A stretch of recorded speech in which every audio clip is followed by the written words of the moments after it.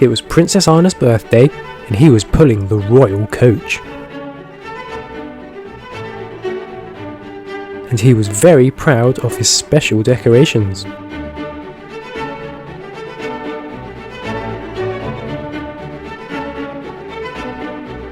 On his journey, he passed James. "Hello, Spencer," said James. "Can't you see I'm busy, James?" said Spencer, and he rushed by. That was rude, thought James. Spencer then ran into Hero. "You look very important today," said Hero. "I am always important," replied Spencer.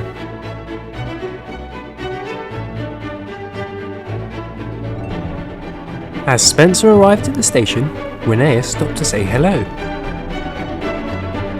"I heard you were pulling the royal coach today," said Rheneas. "Of course I am. Let me do my job," Spencer replied. So Rheneas left. Queen Elsa and Princess Anna boarded the royal coach, and off they went.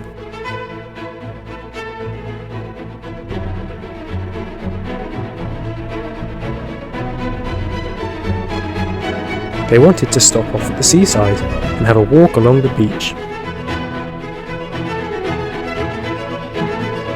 Whilst waiting, Salty approached Spencer. "What a fine day to be at the seaside," he said. "Salty, I've got royal passengers today.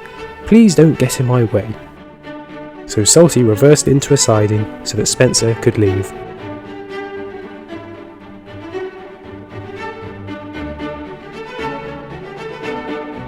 Finally, he ran into Thomas. "Hi Spencer, you're looking very grand." But Spencer completely ignored him. "How rude," Thomas said. "He was rude to me too," said James. "And me," said Rheneas. "And me," said Salty. "And me," said Hero. So they decided to teach Spencer a lesson. Meanwhile, Kristoff, Olaf, Prince Hans and Sven were waiting for the royal coach to arrive with Princess Anna and Queen Elsa.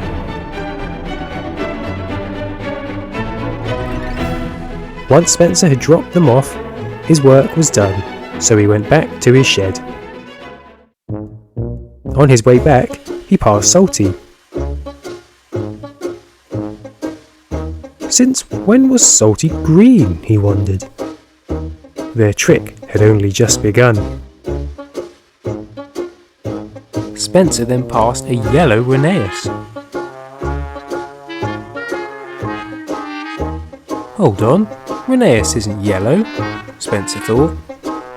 A green and blue Hero then passed. What's going on? Am I going mad? Spencer wondered. He hurried off to his shed. But the madness wasn't over. A black and yellow James passed him. What's going on? Why is nothing normal? He was desperate to get back to his shed. He then passed a green Thomas. Spencer was getting scared now.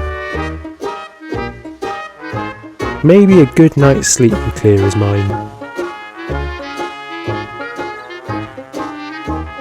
Hehe, the plan is working, chuffed Thomas.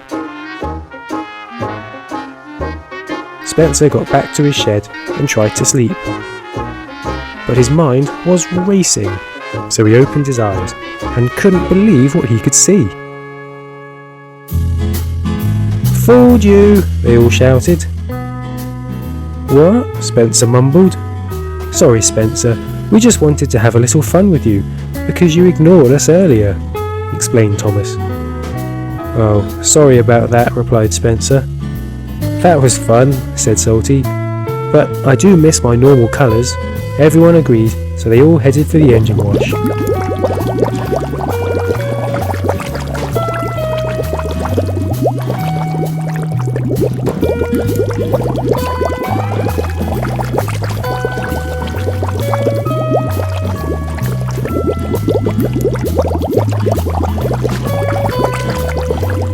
"Ah, that's better," said Spencer.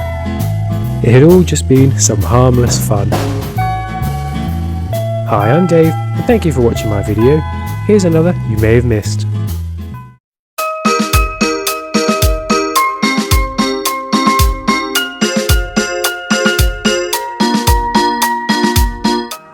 It was a lovely day on Sodor, and Murdoch was steaming through the countryside pulling his freight cars. Murdoch loved these days. A long run, completely on his own, no other engines talking to him, asking him silly questions, enjoying the lovely Sodor countryside. What could possibly go wrong?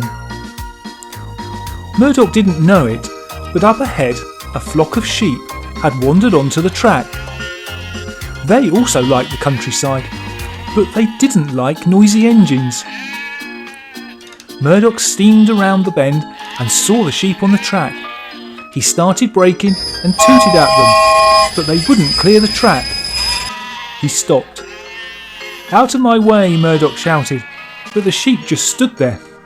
They didn't understand what he was saying. His driver got out. "It's no use, Murdoch. We'll have to get the farmer to take them away," and he telephoned for help. While they waited for help, the sheep talked to Murdoch, only he didn't understand them. All he knew was that they were very, very noisy. Eventually, Toby and Henrietta could be seen approaching. "Thank goodness," said Murdoch. Toby stopped and the farmer got out and came across to the sheep. Seeing the farmer, the sheep started to leave the track. And very soon the track was clear. "Thank you, Toby," said Murdoch, and Toby, pleased that he had been able to help, moved away. Murdoch could now continue his journey through the countryside, but whenever he heard, he started braking, just in case the sheep had come back. He still enjoyed the long trips on his own, but he now also liked talking to the other engines. At least they spoke the same language without a single